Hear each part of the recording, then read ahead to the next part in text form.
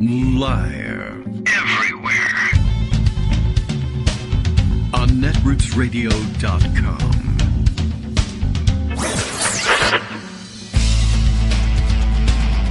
David Waldman. Kagro.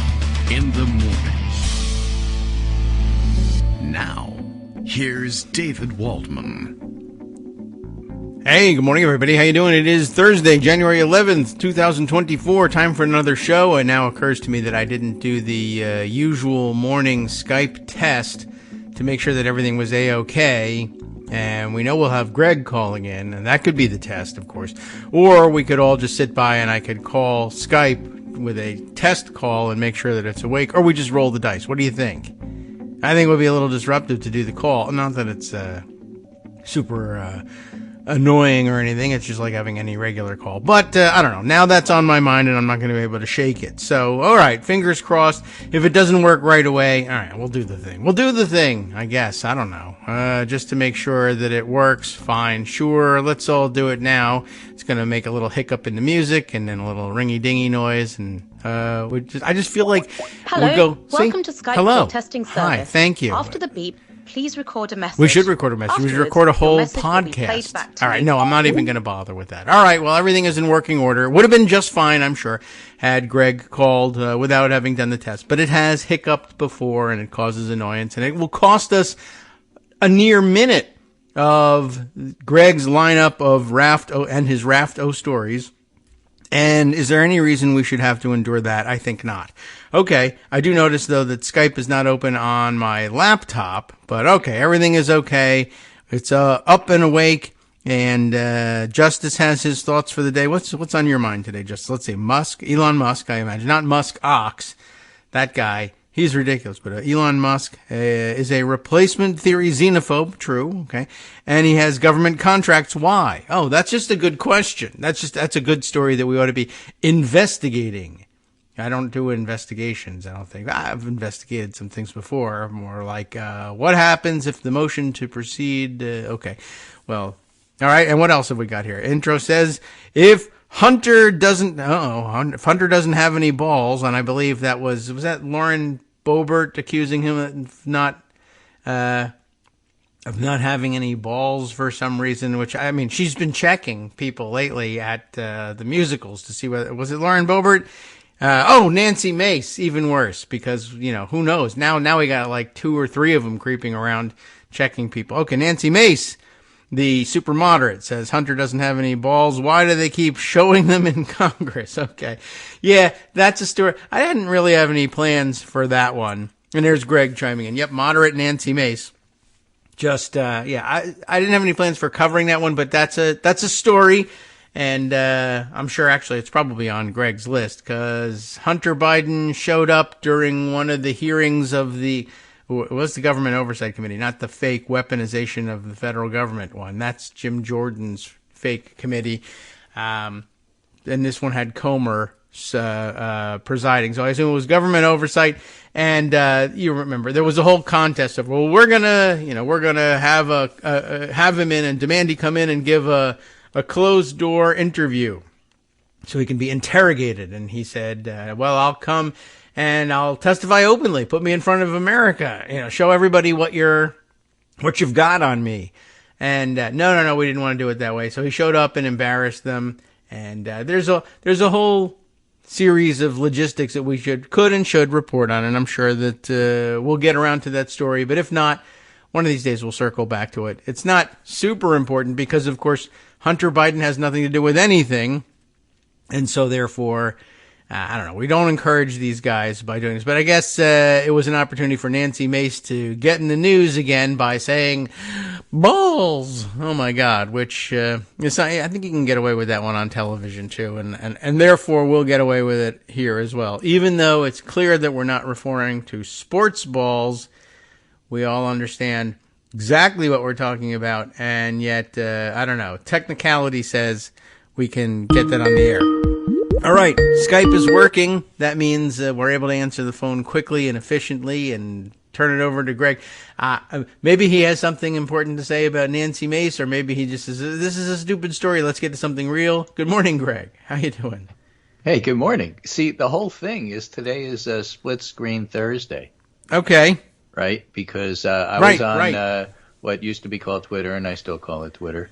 That's fine. And I We was know what you mean. watching It's my northern friends, Like journalists, Vikings? Oh. political analysts, and they were talking about things like the mess and the blow up at the committee on Hunter Biden, and Chris Christie is pulling out of the race, and that's Yeah. important. And he had some words to say about not endorsing Nikki Haley, and can't. a whole bunch of other stuff too. You were right about My that. southern Yeah.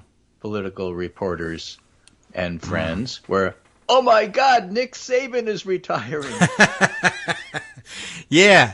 But it was also Bill Belichick is out Well, at the this Patriots. morning. Why were the Northerners not doing that? Because they're doing it this morning. The Oh. Northerners are Well, all only one over thing at a Bill time. Belichick, and the Southerners have said, did you see that debate last night about what's happening here? It's just really funny. All right. And everybody in Seattle is going, you're erasing Pete Carroll. Who's retiring from the Seattle team. Yes.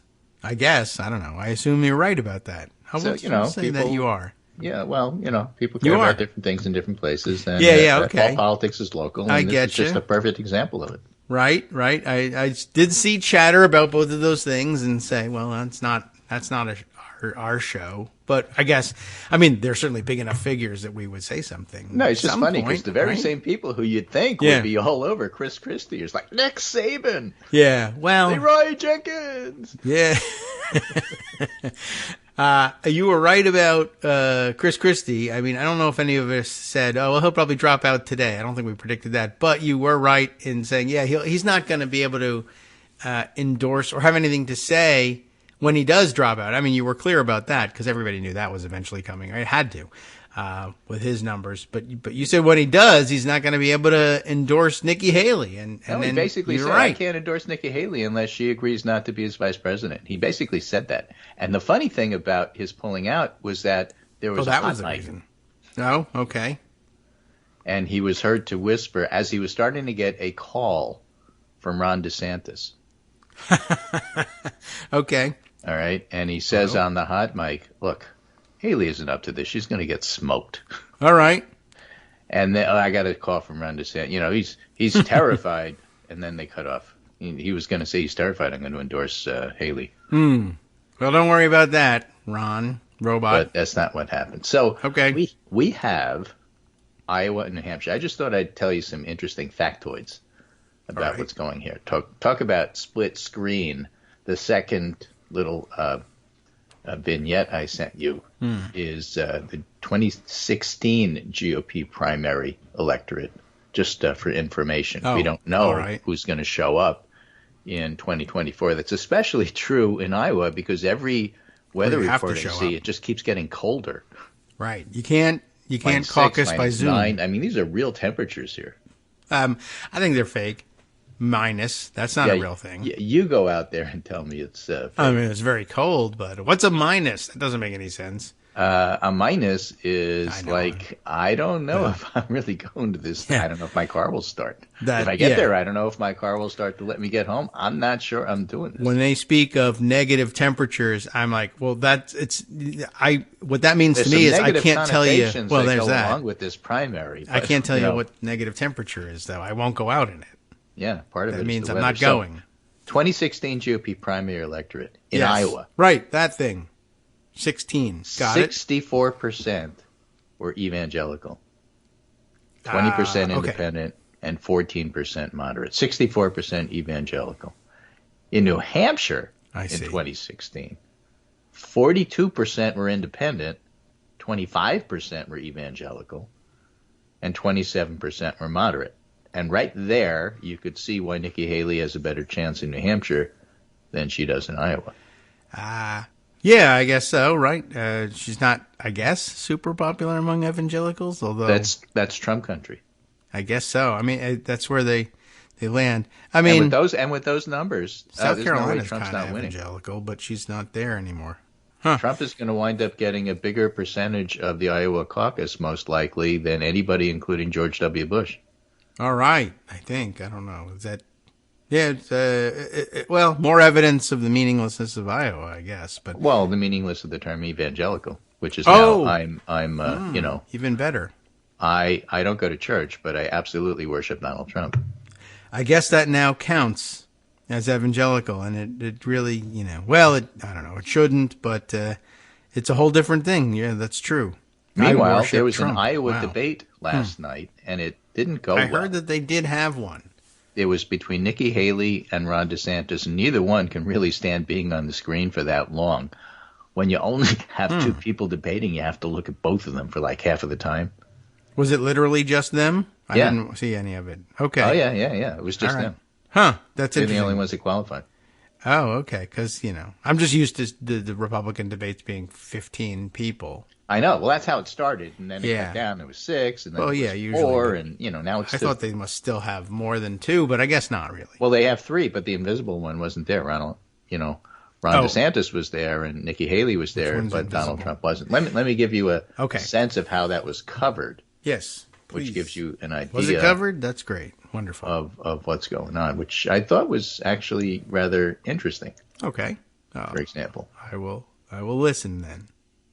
I was gonna anyway. so Dave Darmerfeld, the political scientist in South Carolina, was covering this with a bunch of screenshots of headlines, which is really interesting. And he starts off by saying, as Meredith Wilson, a man from Iowa, might say, they bickered, talked. And this is the headline, which I think was from the Washington Post. Haley DeSantis bicker in fierce Iowa debate without Trump. Looks like their headline. Okay. Which they then changed and sanitized it. Oh. Key takeaways from the DeSantis-Haley debate. But no, they're right. It was bickering. It was little kids. It was minor. It was not that important. And they really got that sense with the headline. It was a great headline, therefore they changed it. Now, what they write in the article is one interesting nugget here. Ron DeSantis predicted Trump will lose his argument in court that he should be immune from a prosecution related to January 6th and will go to trial before a left-wing jury in D.C. You could read that as black. Yes. That's his I don't intention. think he gets through that. And so what are we going to do as Republicans, DeSantis said, arguing Trump would be an ideal opponent for Democrats. And Haley called Trump's immunity argument ridiculous. That's about as close as they got to attacking them. Okay. Okay. Where's the bicker? The Later. New York Times had a debate scorecard with some of their pundits, which also was rather interesting. Jamel Boy, for example, said, it's easy to forget, That's but Ron DeSantis announced his campaign for president in an audio chat with Elon Musk on what was then still Twitter. Not a scenic Florida beach, not the state capitol in Tallahassee, not against the backdrop of a major Florida university. These are all choices that would have in some way reinforced the themes of his campaign. I mention this because it encapsulates DeSantis' fundamental flaw as a candidate for national office. He has no idea what normal people want. None at all. This is clear throughout the debate. There was this extended rant about the woke. There was this charge that Disney was in the business of transing kids, one of the most insane things I've heard from a candidate not named Donald Trump. And there was this strange decision to accuse his opponent on the stage of ballistic podiatry. What? Rather than just say she shot herself in the foot. Okay. Yeah. That everyone loves a good podiatry joke. Right. Especially podiatrists. Now, Not even. in that article, Wow. That's it was amazing. labeled, and then there were two, so yappy, so nya, so smarmy. That was the title. Oh. But if you find that title and click on it, you'll see the graphic you were asking about. In the first debate, it was Haley, Pence, Christie, DeSantis, Scott, Ramaswamy, Burgum, and Hutchinson. That's what you were thinking. Yeah. In the second debate, it was Haley, DeSantis, Christie, Scott, Ramaswamy, Burgum, and Pence. In the third debate, it was Haley, DeSantis, Christie, Scott, and Ramaswamy. In the fourth debate, there were only 4. There was Haley. There was There's a fourth. I Christie. forgot. Okay. There was DeSantis, and there was Ramaswamy, and now there's 2. And the New York Times people awarded What a ripoff. Nikki Haley the debate win in 4 out of 5 of those. The only one somewhat. they say she didn't win was the last one where Christie won. Hmm. But she won all the others. And, given the differences between Iowa and New Hampshire, it doesn't make a difference in Iowa. It might make a difference in New Hampshire. Some of the other comments they had, who do you want to hear about, Haley or DeSantis? Well, let's start with Haley. Haley. I don't know. Sure. Gail Collins. I expected her to outdebate DeSantis, but they came in pretty even, so I guess she loses. Okay. You're about as good as that guy, and he sucks, so you Right. must lose. Yeah. Okay. Right. Catherine Mango Ward, one of the pundits, says, this debate was like being at a dinner party with a couple on the verge of divorce. That's probably a good review. Testy, unhelpfully repetitive.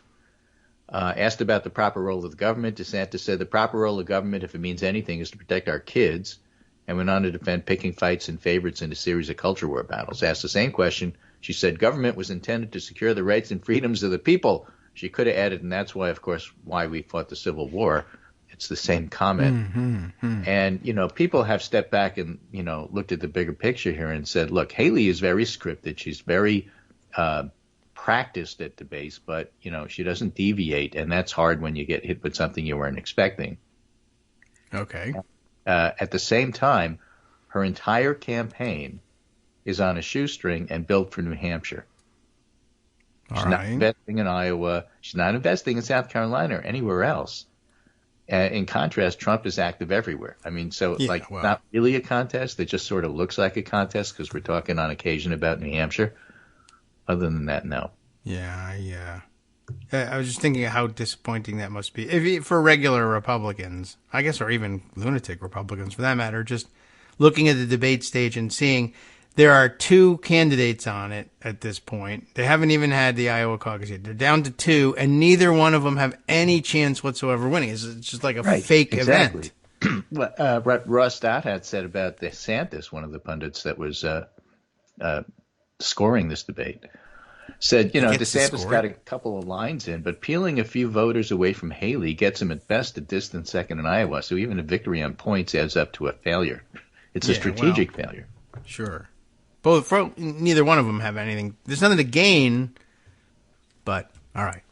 They're there. And Catherine Mangelward said, about that debate, last night Trump answered a question about abortion on Fox News and shocked and confused a bunch of Republicans by being a squishy pro-lifer again. Okay. I'm responsible for Roe v. Wade. I was the one that changed everything. Yeah. Which Democrats said, okay, that's in every commercial from now until the election. But Catherine Mango-Ward said, I'm answering the question about DeSantis' nomination with news about Trump because that's, in fact, the answer to any question about DeSantis. All right. What do you think about DeSantis? Well, here's what Donald Trump did. Who cares about Ron DeSantis? I mean, and that is, in fact, a proper answer. I think that's fair. Okay. So this is The Messenger. Debate takeaways. Chris Christie was right. Nobody wants to take on Trump. Nikki Haley and Ron DeSantis took a pass on their final chance to draw a contrast with the former president before the Iowa caucuses. No, not going to do that. Take the bait and get Trump on Trump? No, they didn't. No. They also dodged questions about Trump's latest courtroom argument and given from dueling websites about who was lying to prepared lines and everything from ethanol to raising the debt limit, DeSantis and Haley each came prepared to attack the other's record. And that's it. I guess so. It's interesting that they couldn't find any way to who moderated this debate? CNN. No, so there was no. I think. I don't know. Or Jake Tapper. I guess. Oh, well, I don't know who moderated. It doesn't matter. I didn't watch. I was just sort of curious about whose job was it to try to find something interesting in this debate. Jake Tapper, and he couldn't. Yeah, he came up with that. Say something nice about your opponent thing. Right. That's terrible. I guess that's something to do with these two If I were asked that question, if I were Nikki Haley asked that question about Ron DeSantis, or if I were DeSantis question, about Haley, I would say, listen, they're a really good person. They were an effective governor, but the best thing I can say about either one of them is that they will not be president of the United States. Yeah, right. Pretty much. That's the good news. Now, I thought Caitlin Collins, because she interviewed Sununu afterwards. Sununu, Governor Sununu from New Hampshire, was, of course, endorsing and backing Haley heavily, investing. his political capital on trying to get Haley over the line there. Now, she's doing okay in New For what Hampshire. reason? Again, remember, it's a very, very different electorate. As a matter of fact, I pulled up these interesting factoids from the Pew Religious Landscape Survey. Adults in Iowa, religious composition. Okay. Because this really is driving a lot of what's going on here. In Iowa, at the overall electorate, we already saw that, 2/3 of the GOP Iowans are evangelical. But overall in the electorate, adults in Iowa, 77% are Christian and 21% are unaffiliated, religious, no home, atheist, agnostic, or nothing in particular. Yeah, or just that leaves less than 1% for secular Jehovah's Witnesses, Mormons, Jews, Muslims, Buddhists. Well, they don't have that. Nothing, right? So it's evangelical Protestant, 28%. In New Hampshire, evangelical Protestants are 13%, Christians are 59%, unaffiliateds are 36%. Again, not much room for much else, but non-Christian faiths at least gets up to 5% in New Hampshire. It's less than 1% in Iowa. Okay. And evangelical Protestant, 13% of the total population versus the 30% or so that it is in Iowa. Again, gives you an idea about the fact that the states are different and they're going to have very, very different results. Yeah. So what happens is that Christie leaves, and all of his voters have to decide what they're going to do. About 3/4 of them have already said they prefer Haley. And as Nate Cohen writes up in the New York Times, Christie's exit should give Haley a chance in New Hampshire. Will it be enough? A group of moderate voters is now available, but it may not put her over the top against Trump. No. What? No, of course not. Now, Mr. Christie is the only vocal anti-Trump candidate, and not surprisingly, his supporters are the likeliest to be anti-Trump. With those numbers, though, Ms. Haley's path to victory isn't like hitting an inside straight. It's straightforward. The Christie vote alone won't do it, but she's been steadily gaining, and sometimes that happens. But even if she does, then they go to South Carolina, and she gets, as Chris Christie kindly put it, smoked. I guess so, which is amazing because she was the governor of that state. I mean, I think when she entered the race, she thought, well, I'll probably get killed in Iowa and probably New Hampshire too, but then I'll make a big comeback in South Carolina because South Carolina. But right. So again, one of the interesting observations that Nate Cohen made in this piece, is if you step back and look at the Democratic side, why is New Hampshire not going first? Are you actually asking me that, or? Yes, actually, yes. We decided we don't like it anymore. It's not representative enough. The diversity of New Hampshire is not to our liking, and also they're annoying, and they kept leapfrogging, trying to get earlier and earlier, and we're fed up with them.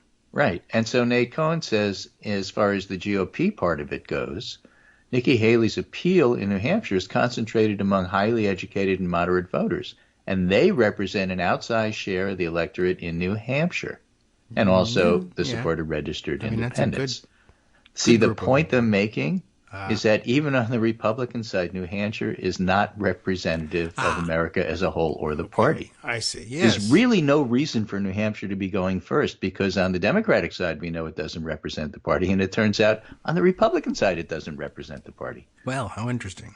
Yeah, I mean, so people don't really think of it that way. They should. Yeah. Completely unrepresentative state that has outsized coverage, and at least on the Democratic side, does not any longer have outsized influence, and in fact, may not have outside influence on the Republican side either. I just thought I would point that out. That is a good. That's a good point. Like, I guess the original thinking, or I guess maybe outside the Democratic Party, the criticism of the Democratic decision to bypass New Hampshire's first was, well, you know how they are with their diversity stuff, blah, blah, blah. Oh, they say it's not representative, but that's because, I don't know, probably racial identity politics. And then as it turns out, it's not really particularly representative for them either, but for class reasons, as you were saying the other day.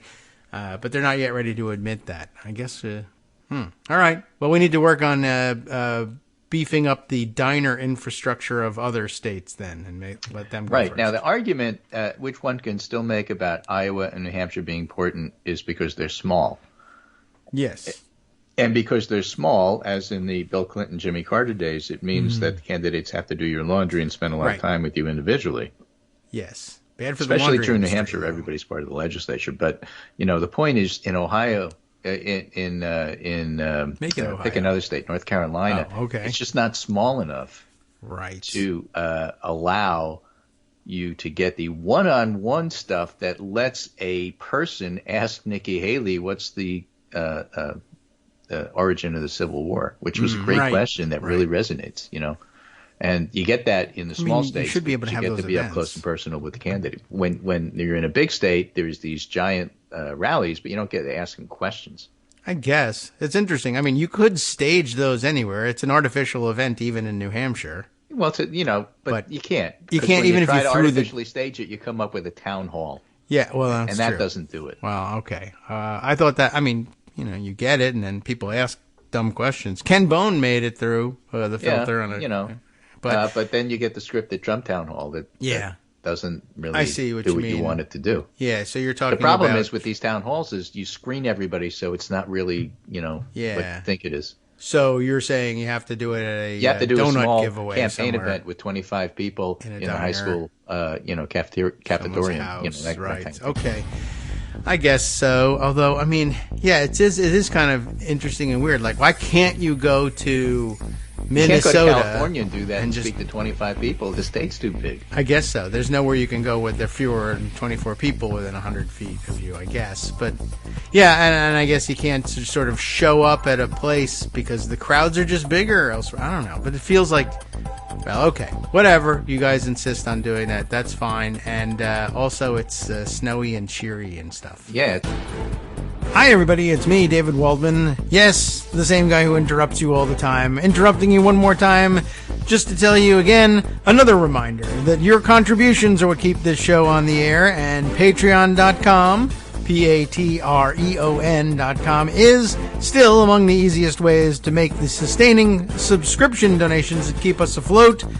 Are you ready for the pep talk about how our Patreon campaign is still going strong and growing? Well, too bad. Yeah, the plain fact is we actually are headed in the wrong direction, and whereas we once had about 175 monthly patrons, we're now actually down below 150. Time to recruit some more. Not exactly the kind of news I wanted to share, but there it is. For those of you in a position to support the show, Patreon.com does make it easy to make those secure, recurring monthly contributions to do so. Patreon.com/KagroX gets you straight to our donation page. We've been through a lot together. The worst of the pandemic, we hope. The worst of the insurrection, we hope.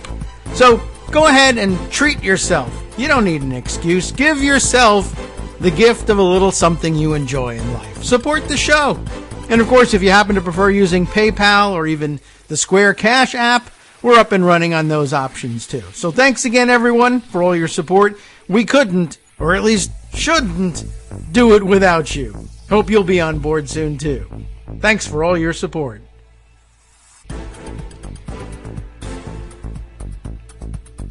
All right, welcome back now to the Kagro in the Morning Show here on Roots Radio. We continue on. Greg Dworkin still with us, rounding up more things from the day. I had such a good time last night realizing when it was over. Oh, there was a debate. I'm so happy. I mean, I've another never debate I watched didn't it. watch. Yeah, but it was even more pleasurable not to even realize I was not watching it. Well, you probably didn't watch the committee hearing with Hunter Biden either. No, that probably was going on when I was busy making the podcast work thing. Yeah. What do they call that? So I'll give you the New Republic, which, by the way, has hired Greg Sargent. It has, yes. He was bought out. That's the polite way to put it. He got a buyout from the Washington Post, and he's now at the New Republic, which is starting to get to be a good magazine again. Hey, all right. So the 5 most unhinged moments at Republicans' Hunter Biden hearing. Oh, yes, right. Okay, Nothing so to see on the mentioned House that floor happened. today, folks, it says. Oh. They tried to hold a hearing on whether to hold Hunter Biden in contempt. Instead, the members of the House Oversight Committee end up taking wild swings at Biden and at each other. Hey, So here are the 5 craziest moments. 1, Okay. Nancy Mace, as you covered at the beginning, said Hunter Biden has no balls. Why? Well, because he showed up. Normally you say you have no balls because you won't show up. Right. But he did. So it was really strange. Things got off to a strong start when Hunter Biden himself appeared unannounced at the hearing. For some reason, this set off South Carolina Representative Nancy Mace. My first question is, who bribed Hunter Biden to be here today? She demanded. Second question, What? You're the epitome of white privilege. Go try and figure this out. Coming into the Oversight Committee, spitting in our face, ignoring a congressional subpoena to be deposed. What are you afraid of? You have no balls to come up here today. That is odd. And I of guess course, she his wrote that attorney already said, ahead of time. he's here. He's happy to talk, just in public. That's all. Yeah, I guess so. I mean, that's And Jared Moskowitz, the Democrat, interrupted her and said, "We can hear from him right now. All you have to do is take a vote. Take a vote." I guess. And Nancy Mace said, "Are women allowed to speak? Hunter Biden should be arrested right here." okay. It was totally Go do unhinged. And I'm laughing and I'm thinking, "Oh, the moderate speaks." Yeah, really. Holy cow. I mean, it was a good, interesting play too. And I mean, they should have thrown something in about Trump and his hearing before the D.C. Circuit yesterday too, because that was going on. Well, they did. Oh, They okay. did. Jamie Raskin brought that up and said, "You're wasting your time with Hunter Biden when you are totally beholden to a con man. You've lost your entire party to a guy who's in court. What's wrong with you Yes. people?" That's true too. Yeah, I was sort of thinking when he was saying, she was saying, "Oh, you have no balls showing up here," and then she's reminded he's right here. Ask him a question. He just wants to do it in public, and the reason is because if you do it behind closed doors, your party leader is in court right now saying he'd be allowed to assassinate anybody he wants. Nobody's going to get behind closed doors with you lunatics. No one knows what's going to happen. You can't The real catch him on reason, anything, of so you'll course, is kill that him. when it's behind closed doors, they selectively edit and leak stuff they want to make him Yeah, look of bad. They course. know it. Everybody knows it. And in fact, I forget her name, but the excellent representative from Texas on the Democratic side said, there are "Y'all many. know why you don't want to do this behind closed doors, because you lie about everything." Yeah, well, that's the correct answer. And I guess I'm assuming that Nancy Mace had this as an applause line all set to go, figuring he wasn't going to be there. And then he was, and she's like, "I don't have any other line, so I'm going to say you have no balls for being here." Right. Now, so, the TNR, the New Republic, goes on to say, Biden left the hearing soon after there's Mace's more. rant. His exit coincided with Georgia Representative Marjorie Taylor Greene's opening remarks. Much to her frustration, she got really upset when he got up and left as soon as she started to speak. Uh-huh. But her Democratic colleague, Robert Garcia, had a pretty good explanation for why Biden might not want to be in the room. I think it's really lots. interesting to hear the gentle lady from Georgia speak about Hunter Biden leaving when she's the person that showed nude photos of Hunter Biden in this very committee room. That is weird. Right? I guess that's right. And I've then already he said, seen and this. this goes in the record. This is now in the congressional record. She's showing dick pics in this committee room of Hunter Biden. True. That is now in the official record. That's a quote. Wow, awesome. I'm glad we got that, and that'll be the Webster's term of the year, I guess, at the end. Although it's pretty old at this point, but Yeah, well, Marcy Wheeler uses it all the time. yes, right. Well, she just enjoys doing things like that. So, but yeah, Number I mean, three, that would have been the thing to after- say. so I've already one seen was it. Mace. Two was Hunter Biden getting up and leaving in the middle of Marjorie Taylor Greene's rant, which Are really women upset allowed her, to not be on and this then list? her getting called out. And then number three, Jamie Raskin called Marjorie Taylor Greene an expert in pornography. All right, sure, why not? In the past, she's displayed pornography, he said. Are pornographic photos allowed to be displayed in this committee room? When Greene said, "It's not pornography," Raskin said, "Well, you're the expert." I guess so. That's interesting too, because down in Florida, I guess if you say the word, if you say the words that just showed up in the congressional record, that's pornography. If it's in the school library, you got to get rid of it. Exactly. Mm-hmm. Then So, they interesting unhinged to have her piece say that number it's 4, not. Jared Moskowitz, who's been great on this committee. Yeah. Okay. While they took a break, yeah. at some point they had to take a break. It wasn't exactly why, but Maxwell Frost on the Democratic side said the recess is because Greene is getting unhinged. Yeah. Okay. Okay. And while they're taking a break, Maxwell Frost holds up a photograph of Representative Jared Moskowitz on the committee holding up a poster-sized picture of Donald Trump hugging Jeffrey Epstein. All right. I said, you want to get stuff into the record? Here. Try that. Yeah. Try this. Okay.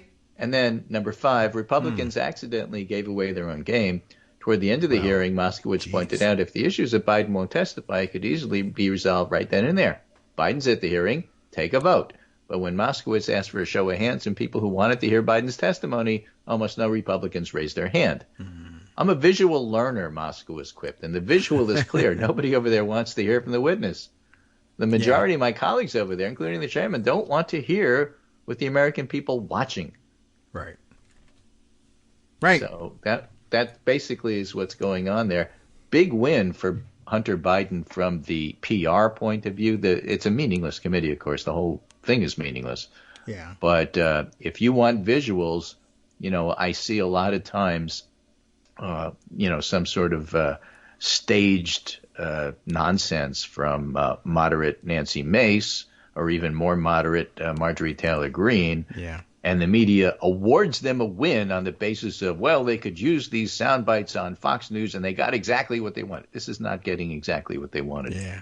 Even the usual sources who were willing to give the Republicans a win on anything said this was really a disaster for them. And that's why there was that picture of James Comer with his hand, a hand plant, I guess. Face palm, I think that's what I was looking for. Just rubbing his face after the hearing. It just went so badly for them. It was everything they didn't want. Okay. Which, by the way, is one of the reasons why the Mayorkas impeachment effort, silly as it is not going to come out of oversight because, and it's not going to come out of judiciary. I don't know where it's going to come from because, none of them are really good at this. Yeah, I guess they could. I guess they can put it wherever they want. I mean, whoever the oversight is for Homeland Security, I guess that's where it belongs. I guess the Homeland Security Committee. Yeah, and I guess I mean a resolution impeaching him doesn't really matter who reports it out. Traditionally, they do run something through judiciary, but I guess it's not absolutely necessary since all they're doing is formulating the words that would be ratified by the House in impeaching him, and then the Senate trial, they have their own process for determining where that's going to happen. And I should add, a couple of days ago, to make it even sweeter, James Comer told Merrick Garland if he doesn't hold Hunter Biden to the same level as Republicans, they'll impeach him too. Oh, okay, sure. Just make a list. Yeah, well, guess what? I have to wait online at my local Starbucks. I'm impeaching them. Yeah, right. You have to wait in line to get impeached. At this point, Garland can say, you know what, go ahead. The whole process, they're doing a great job of that. Yeah, I guess so. So, I mean, that's the threat that they've got. And interestingly, now, see, I guess following the example of, well, we're going to impeach Mayorkas over in the Homeland Security Committee. Well, because we don't. Why is that? Well, because judiciary is a disaster and we don't want them to touch anything anymore because they've made a mess of everything. Oh, yeah, well, we're going to impeach the Attorney General. All right, well, what committee's going to handle that one? Oh, right. Damn it. Small business. I don't know. Put on your process hat. Okay. Because we've been talking about all the nonsense. We've been talking about all the PR stuff because that's basically what Republicans do. They also have another job. They have a day job. What? They have to fund the government, keep the government open. They have to do bills. If you remember Schoolhouse Rock, a bill becomes a law and, sometimes they got to get it to the floor for a vote. The way you do that is by setting a, wait for it, rule. Yeah, in the House, sure, right. Well, they couldn't pass a rule again yesterday. No. Womp womp. Well, that comes from having a bare majority and what happened in the middle of a is pandemic. That the Republican firebrands decided they were mad at Mike Johnson because he sort of came to an agreement with Chuck Schumer about how much money they were going to spend. They didn't like the number. They felt betrayed. They wouldn't vote the rule out, and now the Republican House is once again paralyzed. Yay. With even more, retirements, dropouts, and other things on the way. Mm-hmm. And so they're not going to depose Mike Johnson because they've had it with deposing stuff. Okay. But there's a report in Axios that Johnson's allies are already gaming out what happens when they try to pass a resolution about motion to vacate. Oh, okay. and how they will defend Johnson from it. To give you an idea of how things are going, if that's what you're talking about, I would suggest to you things are not going well for you. Right. I guess, I wonder what sort of picture that presents to your voters, your primary voters, and then, of course, in the general election. As far as I can tell, the only thing I'm able to see in the newspaper about what you guys have been doing in Congress is firing everybody, including yourselves, from their jobs. Now, you've explained this before, but I'm old and my mind is like a sieve and I can't remember any of this stuff. So there's two questions I have for you. Oh. What happens is when the rule doesn't pass, Democrats immediately say, Republicans have lost control of the floor. Yes. So what does that mean?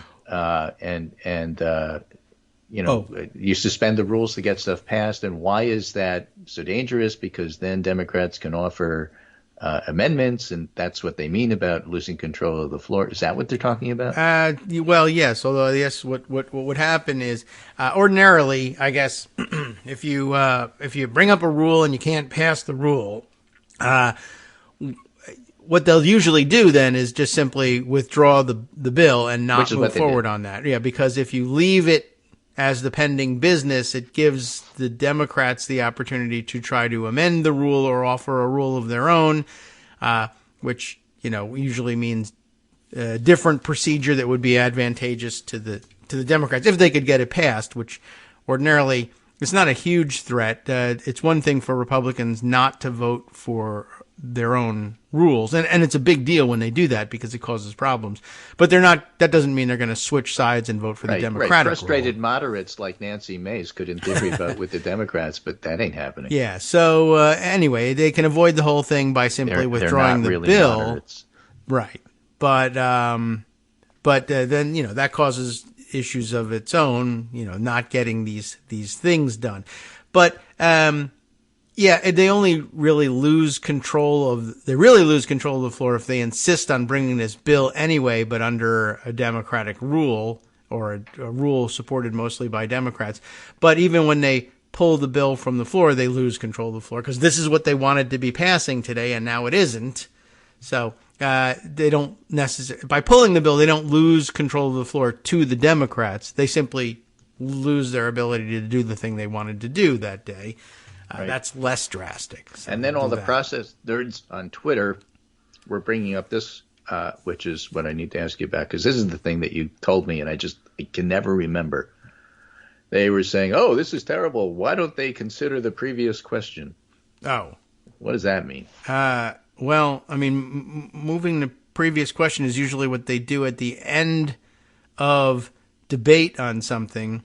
They close out the opportunity to amend it or whatever by saying, okay, what's now pending is the question of the passage of this bill. But in order to get to that vote, the passage of it, they have to say, all right, well, moving the previous question is essentially like, I guess, the equivalent of cloture in the Senate. This is the official end of debate, and what they're deciding is, what will the next question be? And the answer is, the previous one, the one we were debating, the bill itself. If they call for that and it passes, it means you have to vote on it. None of these parliamentary maneuvers to table it or anything like that. It's all over. It's up in your face. We're deciding what the next question is going to be, and it's going to be passage. Do it or get off the pot. Yeah, essentially.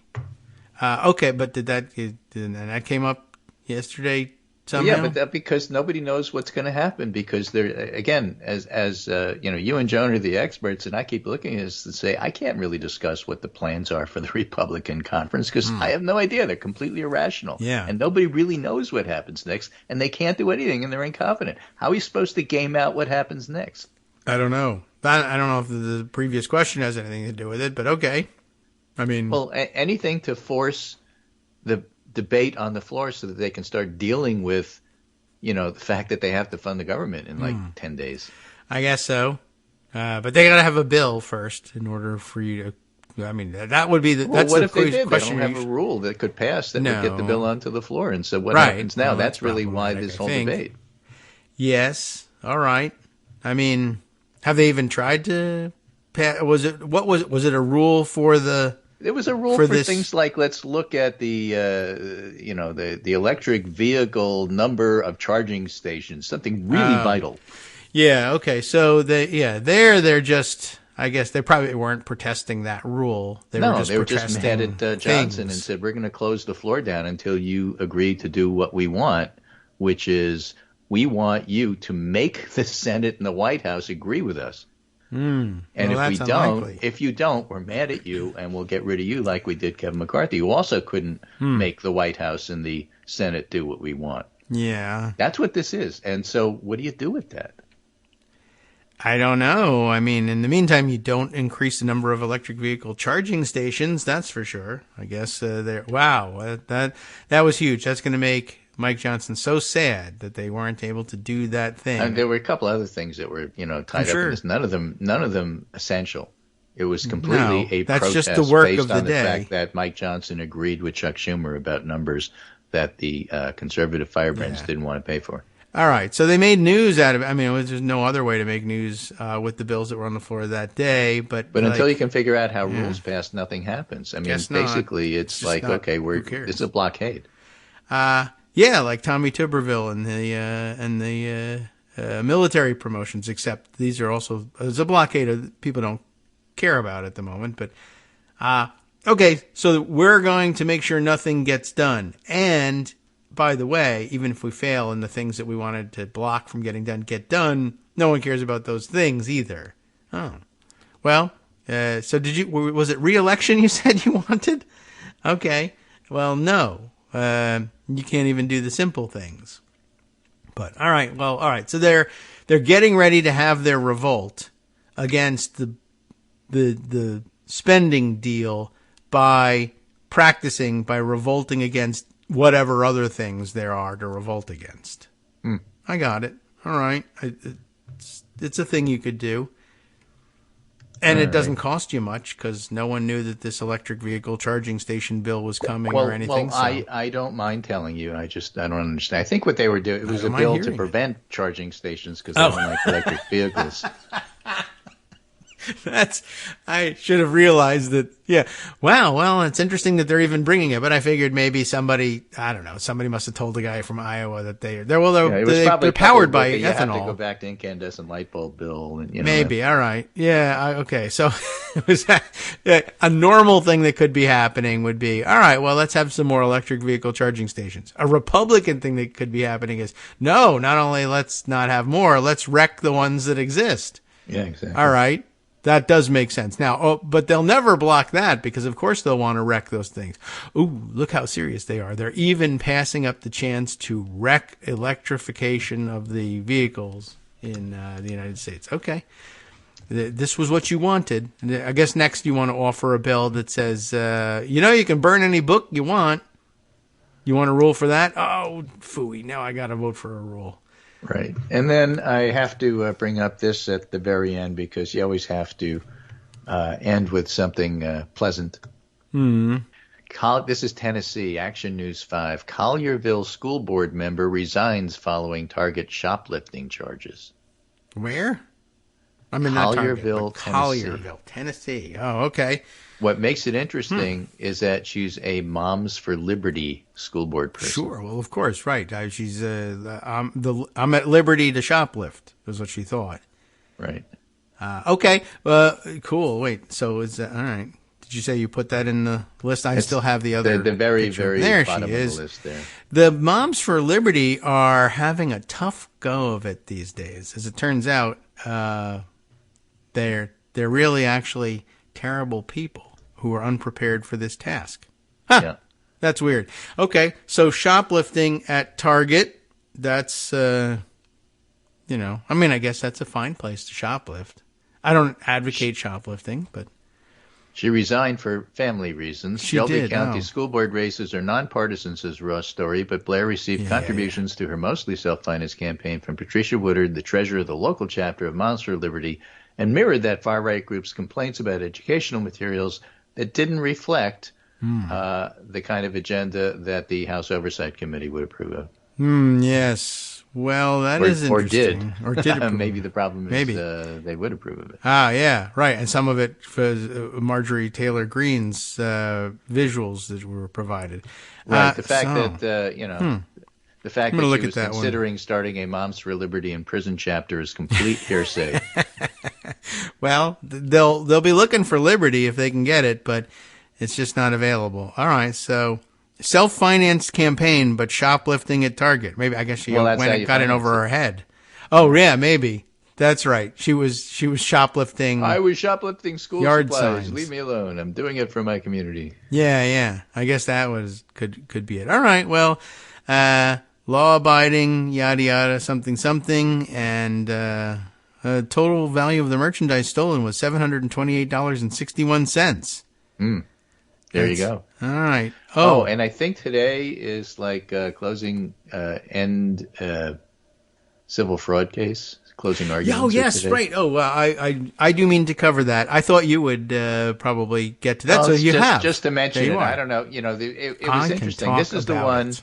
where Trump wanted to speak, Yes. and the judge Engoron said, all right, you can speak, but under these following circumstances. You can't give a campaign speech. Yeah. Has to be germane to what's going on. Right. And Trump said, I don't agree to any of that stuff. And right, bye. the judge said, okay, well, then you can't speak. Yes. And the whole assumption Persecution. was Yeah. that Trump wanted to be told he couldn't speak Right. because it was depriving him of his liberties in a biased court. But the way the judge did it actually is so reasonable, I don't know that he gets what he wanted out of that. We will see. I mean, he'll claim to have gotten it, and Yeah, then they we'll always just see claim who wins. And again, reporters always award the win to Trump because he did this, that, or anything. Mm-hmm. But actually, I read it and said, this is perfectly reasonable. Yes. The judge is bending over backwards to be reasonable. Yes, he And is. no, There's you a can't. full reporting of it, and I'll perhaps give it some time during the next hour. But yeah, you have it exactly right.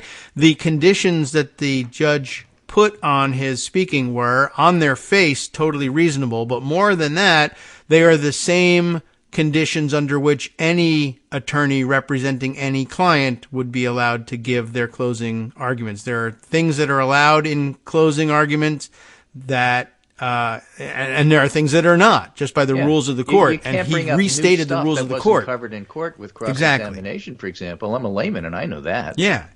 It's not a time for introducing evidence. That is over. If it hasn't been introduced, you can't introduce it now. You can't draw conclusions not supported by the evidence that's been offered already. And, of course, you can't make a campaign speech because this is a courtroom. This is not what is pending. And you can't, he also said, just as a reminder, like most attorneys know this already, and I don't have to remind them, but this is on the rule books. He just read them the rule book. These are the things you can do in a closing argument. These are the things you can't do in a closing argument. I just want you to acknowledge that you understand that before proceeding. And he said, well, not only said no, he didn't answer. They ghosted the judge, and the judge gave him like 4 extensions, the attorneys. Yeah, and he said, I want you to tell me on behalf of your client that he understands. I'm also going to ask him before he begins speaking tomorrow, but will you, the attorney, Chris Kise, the good one, remember the best one that he had going, and I think he's lost that title since. But, and the judge just said, all you have to do is tell me before noon today that tomorrow he will acknowledge these same restrictions that I would place on anyone at any trial at any time. And, rather than say no, they just didn't answer, and they still haven't answered. And then he was just like, final deadline, take it or leave it. No, nothing. Okay. But there's a whole saga because it goes on after the deadline as well. And somebody has done a good write-up for it, I think, in Lawfare we can share in the next hour because it'll probably take an hour. Well, interesting stuff. So Yeah. that's where we're at. And we'll be back Monday, and we'll see what other committees did which and whether or not between now and Monday the House has been able to pass a rule. Or not. Or bring up the previous question or beg the question or anything. Or shoplift at Target. Any of the things that could be, lots of things could be happening over the weekend. Monday is Martin Luther King Day. Not usually, I mean, it's a federal holiday, but not usually a no-show day. So I'm okay with that. And better that we come on the air and mention the fact that it is MLK Day. That's not the sort of day that everybody wants to cocoon at home. It's going to be a cold day in Iowa. Right. If, the caucuses are actually going to meet. Right, that's happening too, and you could probably guess how seriously Republican caucus goers in Iowa considered the idea of delaying the caucus in honor of MLK Day. Probably not going to happen with that electorate. And all right, well, we'll be here, they'll be there. It'll be cold there. I don't think it was going to be nearly as cold here. And then we can all celebrate the day together, except for, we can note that the other half of the country resents even being asked. But if you ever try to include anybody through a diversity program, they will tell you that Martin Luther King said that you should not be doing that because you should be talking about the content of their character, you see. Oh, okay. That's the way they usually try to avoid these things. So, well, there you have it. That's right. All right. Well, thank you. Thanks. Take care. No, thank you. And you take care. All right. Not really see you because we only talk. Right. But we never do that. And talk to you. All right. Very good. And we could, you know what? How about this weekend shoplift some cameras from Target and then we could see each other? Best that we don't. Okay. For a number of reasons. And I'm not even going to forget the legal reasons. No one wants that in the morning, quite honestly. So, okay. Very good, Greg. In some cases, not even the afternoon. Take care, and I'll talk to you on Monday. Okay, will do. And I guess I will dive in. I'm going to look at this story about the shoplifting during the next, minute before I need to play the music. So let's just talk about that because we can. And, Greg, you don't have to. So Collierville school board member resigns following Target shop. I always like the details of these things. Find out what she was stealing and how did she do it. In case you want to join Moms for Liberty, I think that's the initiation procedure. Remember with the Proud Boys, you had to name 5 breakfast cereals while everybody punched you because that was how serious they were. They were, very important patriot group, etc. Anyway. Let's see. 7 counts of property theft from Collierville Target. And apparently she's a serial shoplifter. Police say Blair is accused of stealing from the popular retailer. We don't know how popular they are. On the following dates. November 25th, November 30th, so it's sort of Thanksgiving time, December 3rd, December 6th, December 13th, December 18th, and December 20th. So I guess that's how she does her Christmas shopping as well, and that's pretty interesting, kind of all by itself. Oops, I'm behind on the music, and my soundboard isn't even up. It's going to be a disaster. All right, well, we'll edit it the best we can. And so she's been stealing for several days, and I guess she just figured she wasn't being caught, so she just keep doing it. She's been released on $7,500 bond, which, again, if you're shoplifting $728 worth of merchandise, where'd you get the $7,500, and why didn't you pay it to Target?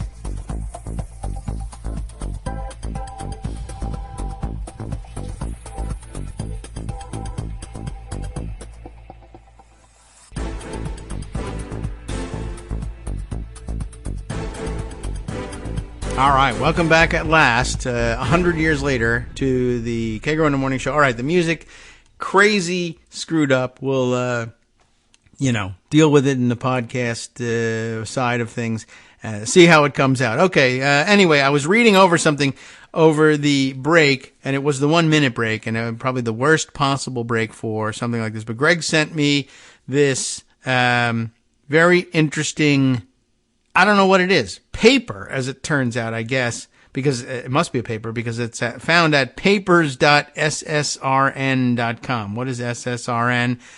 I don't know. Let's go and see if we can find out. There we are, SSRN. Okay, it's got its own website. If I click on their logo, maybe they'll tell me who the hell they are. They are, no, not yet. But I guess they're a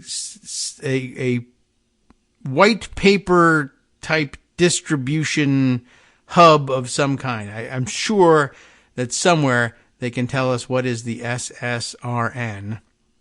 Is it it's the steamship registered nurse, apparently. I don't know exactly what it is, but nowhere will they just say what I'm going to have to Google what is SSRN, like the acronym thing. Social Science Research Network is the answer to that one. Okay. I got to go get my hotel service desk bell so I can ring for the production assistant to look that up instead. But okay. So at the Social Science Research Network, they are distributing this paper. I really have to do a whole backgrounder on what this thing is. Distributing a paper by Norm Eisen, and I got to scroll back and look at Greg's note here. Norm Eisen on the very case that we were going to go to a discussion of anyway, the civil fraud case against Donald Trump, now pending before Judge Engoron in New York. We were going to go to that one, but we stopped for a second to look at the shoplifting case developing in Collierville, Tennessee, which I do want to finish with. But Greg sent me this paper, and I knew I was in trouble as soon as I saw that it was a PDF that I was getting sent. It is a 15-page paper, and he says there's a nice summary on the last bit here. But because it's about the Engoron case, we can tie that into what's going on with Trump's attempt to speak and give his own closing argument there and still get back on topic. But because I started in on it, I'm going to look at the rest of the shoplifting case from Collierville. It's Kerry Blair is the suspect in this case, but also the Moms for Liberty person behind it all. And you will be unsurprised to find out that she looks just like every other Moms for Liberty person, which I guess you'd have to talk to the shoplifting or the inventory loss experts at Target to find out whether she fits the profile for most of their shoplifting or not. I really couldn't tell you. Maybe. I mean, I have a feeling you'd just be surprised. And yeah, it does. And I guess that has. Where's Nancy Mace to tell her lookalike, Kerry Blair here, that she's this is an exercise in white privilege. And I guess that she thought that was going on, given that she was shoplifting on November 25th, November 30th, and December 3rd, 6th, 13th, 18th, and 20th. Just as I said, free on $7,500 bond, which makes you wonder why she didn't just pay the bill for the items at Target, but I guess she was thrilled at getting away with it, although she wasn't getting away with it. And if you've been to Target, you'll understand what's going on here. According to the Collierville police, Blair stole the merchandise. She didn't stuff it in her clothing or anything like that. She just she stole merchandise by skip scanning items at self-checkout, I guess. So she went to a self-checkout and just said, I'm not going to ring these items up. I'm just going to, at that point, maybe stuff them in her clothing. I don't know, because the self-checkout, I guess, is calibrated by weight too, right? So you scan something and it knows how much weight should be being added to the bag. And if you don't do it, but they have the opportunity for you to say skip bagging, because there's sometimes heavy items you don't want to put in your bag. And I guess if you just press the skip button and just put it in the bag or whatever, or put it in your cart, it'll allow you to do that, but it's also videotaping you doing that, which is how I guess they know how often she shoplifted. They reviewed their records, and they probably looked and said, all right, well, this person pays by credit card. Every time this credit card has been used in our store in the last month, bring it up, and let's review the videotape, and she's caught. So, total value of the merchandise stolen was $728.61, and that's before the 5% discount for the Target Red card. I don't know. So, maybe she could mitigate the charges against her by using the card next time, and she'll be charged with shoplifting 5% less. Anyway, she's on the school board there, serving her first term. She's resigned, all those things that Greg told us. And I guess that's really it. By the way, in case you're in Collierville and you're wondering how will business be handled on the school board, an appointed board member will serve in the position until the next municipal election on November 5th, 2024. Where will they get this appointed member? I don't know. Probably down at Target. Whoever gets caught shoplifting next wins the sweepstakes and gets a seat on the board. That could be it. Or I could have made that up entirely. All right, so let's see. Let's talk about what's going on in New York.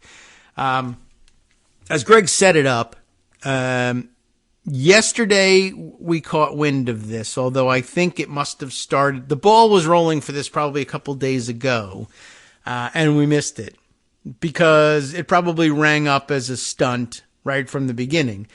Donald Trump on trial. This is the civil fraud trial in New York brought by the Attorney General before Judge Engoron. And remember, this is the one that is a bench trial. That is to say, there's no jury in this trial. Why is there no jury in this trial? Remember, there was some controversy. I'm not even getting my opportunity. Things are so rigged. I don't even get an opportunity to present my case to a jury of my peers. Not that I believe I have any peers, but why can't I speak to a jury? Why is it all being rigged against me? And the answer was, if you want a jury trial, when you answer the charges against you, you have to check this box on this form that says, yes, I want a jury trial. Send me my free sample. I understand there's no obligation, et cetera, right? All the things like a sweepstake. But you check a box. I want a jury trial. A jury trial is requested in this case. And they didn't check that box. And no one's really sure whether it was dumb attorneys who don't know, or they really meant to not check it.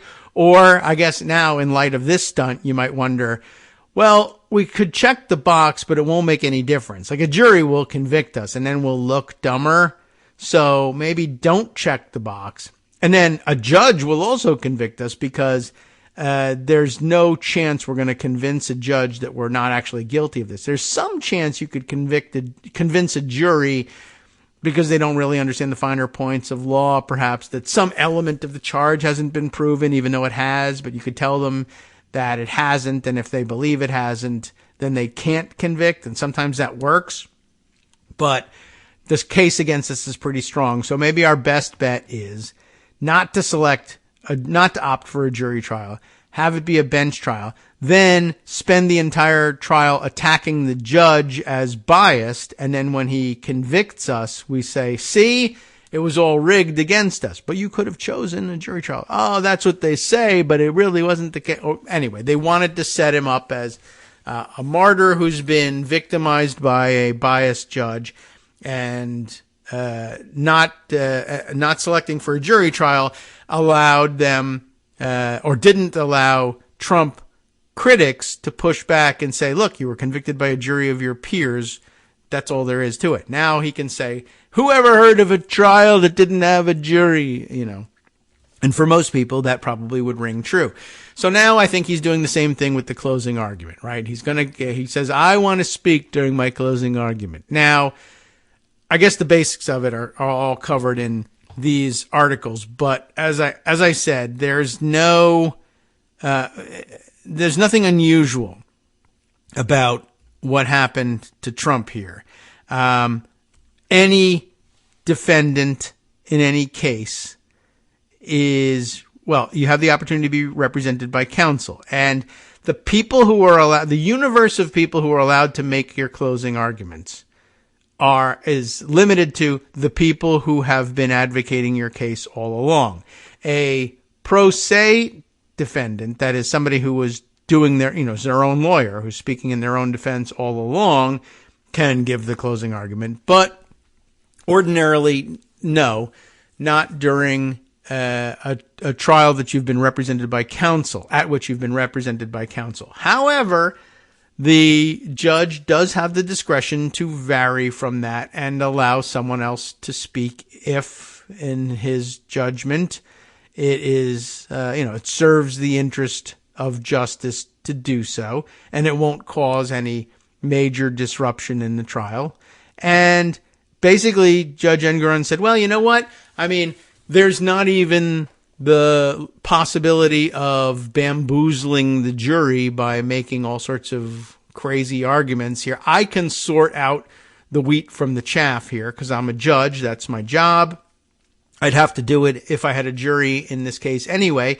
I'd have to stop things and say disregard this or disregard that. But very often, attorneys know very well that people don't disregard things very well. So they very often sneak things in that then are objected to, and they're told to strike it from the record, and the jury is instructed to ignore that. And sometimes they do and sometimes they don't. But since there was no jury here, he's like, well, there's really probably no harm, in the end, in letting Trump speak, except for the fact that he could say dumb stuff that isn't true, and it would get printed in the papers that he said these things, and that might taint the public opinion somehow. But in the end, he'll probably be convicted, and I'll certainly ignore those things in landing on a verdict. So he said, all right, I'll let you do it. But again, these things come with rules, and it's a standard rule book, and you've got to abide by it, and you gotta tell me that this is going to happen. All right, so here's the best way I can run this down. I did see this yesterday.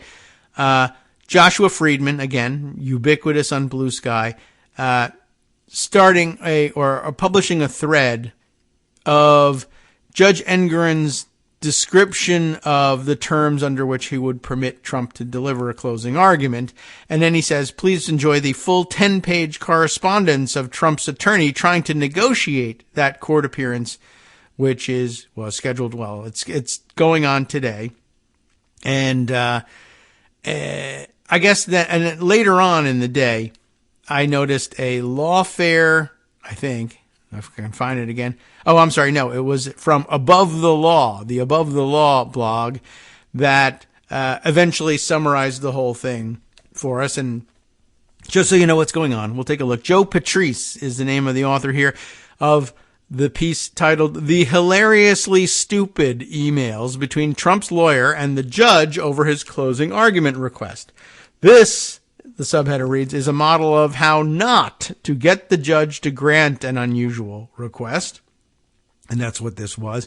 But yeah, I mean, I think it's important. Well, I think it's worth knowing just the depths of the stupidity because, of course, I think the whole play in the end is for Trump to be able to go and say, I asked to address the court and they wouldn't even let me speak on my own behalf. That's how rigged this is. And you'll need to know the nuance that's behind it. On January 4th, this saga begins. As the court sought logistical details for the upcoming closing arguments in Trump's New York fraud trial, former Solicitor General, Florida Solicitor General Chris Christie, you remember I said that he was once regarded as one of the better Trump lawyers, and he's now in private practice and representing Trump. But by the way, not only is he former Florida Solicitor General, but he, as it says here, left a perfectly good big law partnership to represent Trump. Well, Kais nonchalantly dropped this ticking time bomb in his communication to the court. Quote, additionally, President Trump plans to present an argument at closing as well. Or to present argument, that's the term of art, not an argument, but to present argument at closing as well. And by the way, also interesting and noted by Joe Patrice in this is, I guess this must have been a casual email or something because he didn't even capitalize not only not president, but Trump. It's all in lowercase, which must have driven Trump crazy. Anyway, this kicked off a string of correspondence available here. This is a click, a link. You can see it all yourself. That was all very, very stupid. Traditionally, defendants don't make closing arguments unless they're pro se, that is, representing themselves, something that Kais surely knew before trying to slip this past the goalie, complete with casually failing to capitalize President Trump. And I wonder whether that was intentional. Like, I'm going to slip it in there, but if I capitalize President Trump, the eye will be drawn there, and the judge will notice, President Trump what? President Trump thinks he's going to give his own closing argument? No.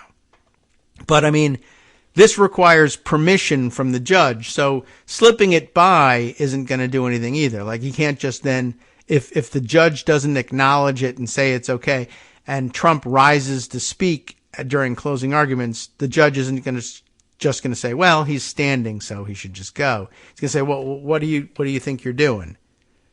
And then argument would ensue about whether or not he's allowed to give an argument. Anyway, but he slips it in there, and he slips it in there uncapitalized, and then he comments, Joe Patrice says, well, you miss 100% of the shots you don't take, am I right? Yeah, so why not just try and slip it in there? Shocking absolutely no one, the New York AG's office noticed the request and responded less than 5 hours later with the following. Mr. Trump is certainly not permitted to do so as of right. Under the CPLR, the rules for the court here, if a party appears by attorney, Chris Christie, such party may not act in person in the action except by consent of the court. So if you've got an attorney representing you or 10 attorneys representing you, you can't speak for yourself during argument, even closing arguments, without special consent from the court. That said, the letter notes that Justice Arthur Engoron could grant an exception to this rule, as long as it would not disrupt the administration of justice. And had this been a jury trial, the judge would almost certainly have drop-kicked Trump's request into the stratosphere. However, given that this is a bench trial, Engoron offered the defendant some flexibility in his next day response. Doesn't have to, but did. Now, they'll be saying, it's rigged, it's rigged, it's rigged. But yet here's the judge bending over backwards. He writes, particularly in a non-jury trial, I am inclined to let everyone have his or her say. Moreover, the more reasoned analysis I receive, not that I'm going to get any from Trump, but okay, the more reasoned analysis I receive, the better I will be able to decide the case correctly.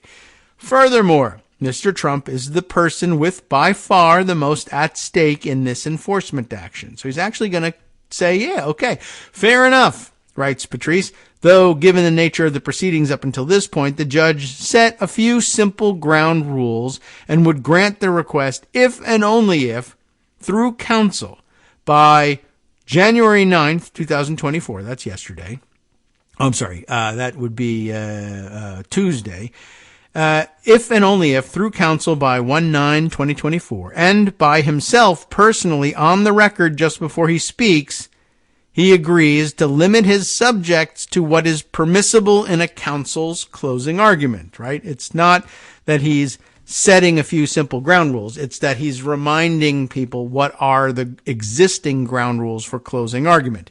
In relevant part, that would mean 1, commentary on the relevant material facts that are already in evidence, and application of the relevant law to those facts. 2, no new evidence. 3, no, quote, testimony, right? Number 4, no commentary on irrelevant matters. Number 5, no campaign speeches. Ordinarily, you don't have to tell lawyers no campaign speeches because they're not campaigning for anything. But the defendant here is campaigning for something. So also, no campaign speeches. Because that would come under, irrelevant, non-germane material, that would be testimony at this point. No impugning the judge, number 6 says. The court staff, the plaintiff staff, or the New York State court system, which again, also ordinarily goes without saying. It's not in the rules because it's extraneous material that wouldn't bear any relevance and doesn't fit in any of the permitted categories. And of course, most attorneys don't come to the court during closing arguments under a previously existing gag order against them for having violated this rule along the way and constantly having been impugning the judge, the court staff, the plaintiff staff, and the New York State court system in public. So those reminders are specific to him, though those rules would apply by implication to anyone in any case. So again, it's important to note this is nothing new. The leeway or the variation from the norm here is that the judge is even considering allowing the defendant to speak.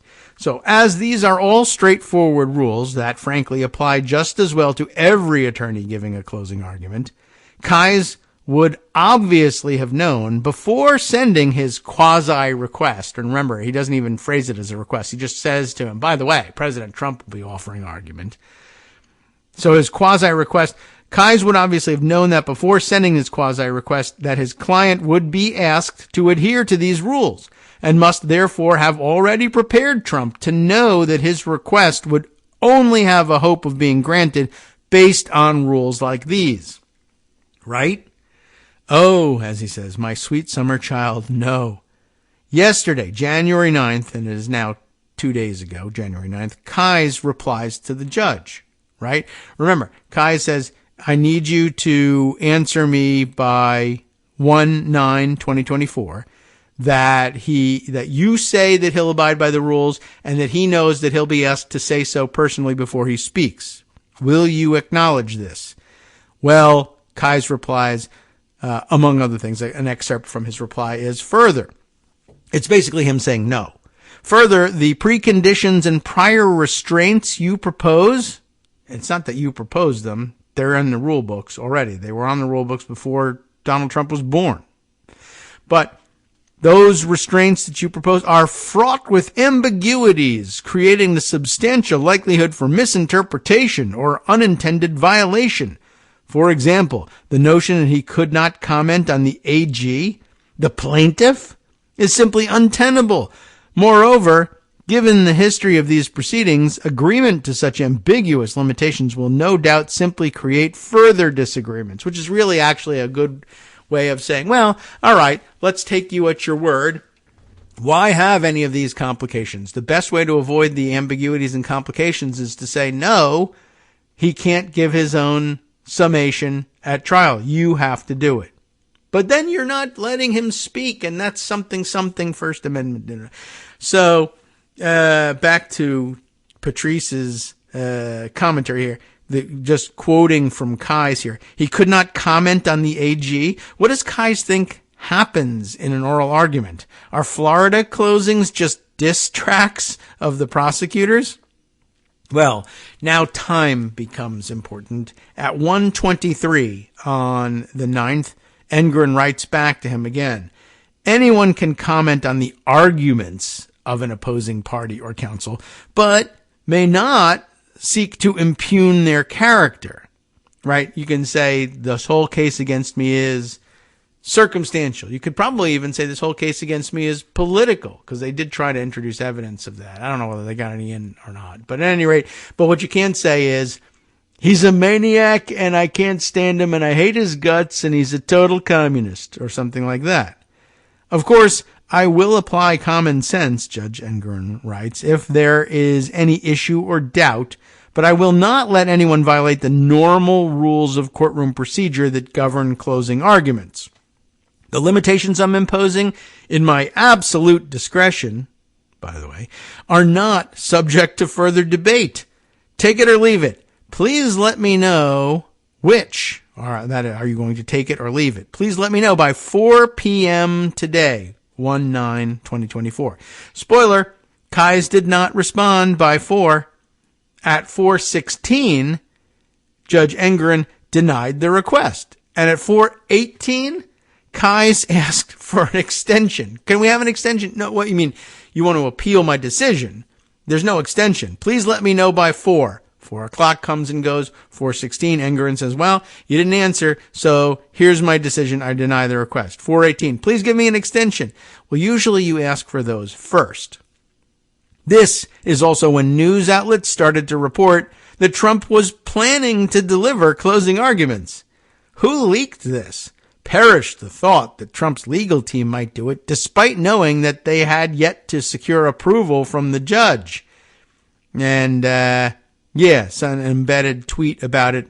We'll just skip over that. As it turns out, Engoron was prepared to offer the defendant a platform, but Trump wasn't seemingly prepared to agree to the particulars. However, having seen, and is in strike-through text here, Justice Alito, strike-through, and just have having seen someone successfully use a premature leak to lock a court into an opinion, perhaps those sources about Trump's plans thought Engoron couldn't possibly deny Trump now that word is out that he's planning to talk.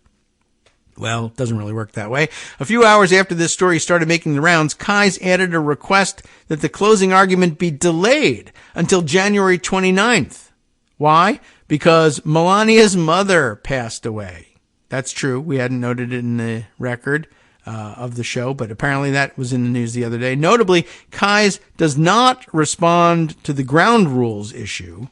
Mere hours ago, Justice Engoron denied this request given the logistical challenges and ordered the closing to continue tomorrow. That would, of course, now be today. At 10:51 a.m. yesterday, Kais wrote back, despite the fact that his mother-in-law, who he was very close to, passed away late last night. President Trump will be speaking tomorrow. Well, not without his permission, he won't be. And this is all like boo-hoo.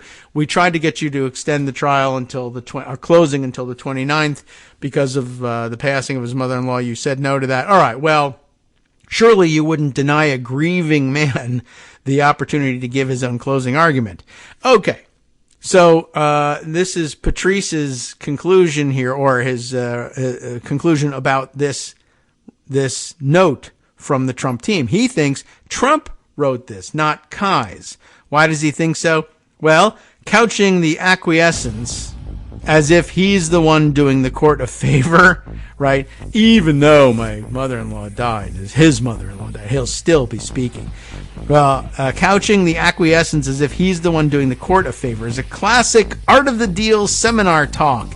And the little who he was very close to clause is a hallmark of his style up there with a lot of people are saying. So he thinks he wrote that note himself. He's already working pro se. We'll be right back with more.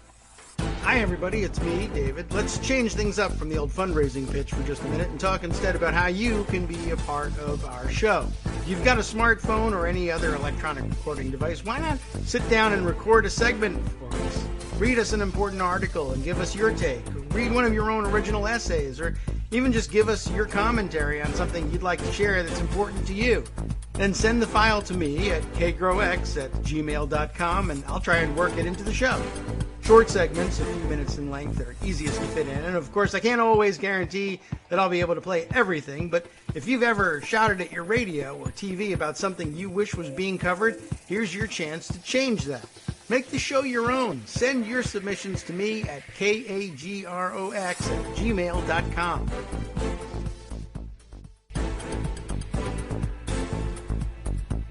All right, welcome back now to the Kagro in the Morning Show here on the Netroots Radio. The Netroots Radio, that's true. Okay, like the Ohio State University. We got one more segment here, and I want to continue on with this nonsense back and forth between Chris Kise, maybe Donald Trump himself, and Judge/Justice. Justice, because it's the Supreme Court of New York, which is the trial level courts there. I know, very confusing. And at any rate, so the kernel of truth / real true nuance behind the claim that Trump will inevitably make that he was silenced and the whole trial was rigged against me. So, right, our writer here, Joe Patrice from AboveTheLaw.com, concludes, in his view, that it was Trump who wrote this note from Kise, or I guess dictated this note back from Kise. So yeah, the one about despite the fact that his mother-in-law, boo, etc. And he may very well have been close to her. Who knows? Who cares? It doesn't matter. You're on trial. Bad things happen sometimes when you're on trial. The end. So, more important and more to the point, Patrice says here, the email asserts President Trump will be speaking tomorrow, despite Kise being fully aware that he'd confirmed that Trump would comply, fully aware that he'd not confirmed, that Trump would comply with the conditions set out by the court. I guess when you're a star, you assume they let you do it. Accordingly, this declaratory statement was, of course, news to Engoron, who responded 6 minutes later. He was pretty incensed, I guess. As I have already indicated to you, if Mr. Trump wishes to speak, pursuant to CPLR 321, you will have to tell me now that he will agree to the limitations I have imposed, which go without saying and apply to everyone. And he will have to agree to do so tomorrow on the record, which should take no more than a minute or two. An hour later, Kise responds, "This is very unfair, Your Honor." It's legal talk. "This is very unfair, Your Honor. We strenuously object. You are not allowing President Trump, who has been wrongfully demeaned and belittled by an out-of-control, politically motivated attorney general, to speak out about the things that must be spoken about."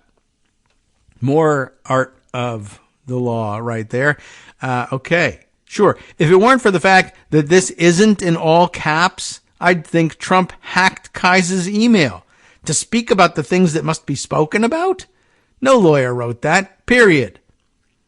For no particular reason, this might be a good time to remind New York attorneys of their ethical obligations when clients want to make frivolous arguments. Apropos of nothing at all.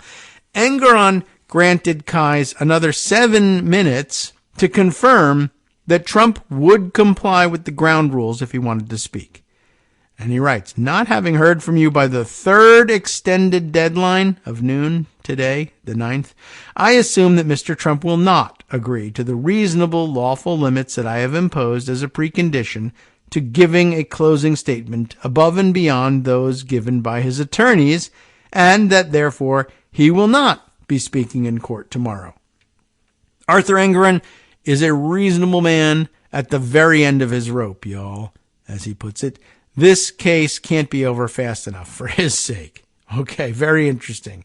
Is there more? There's a second page here. Oh, this must be the actual screenshots of the correspondence between the two of them. Okay.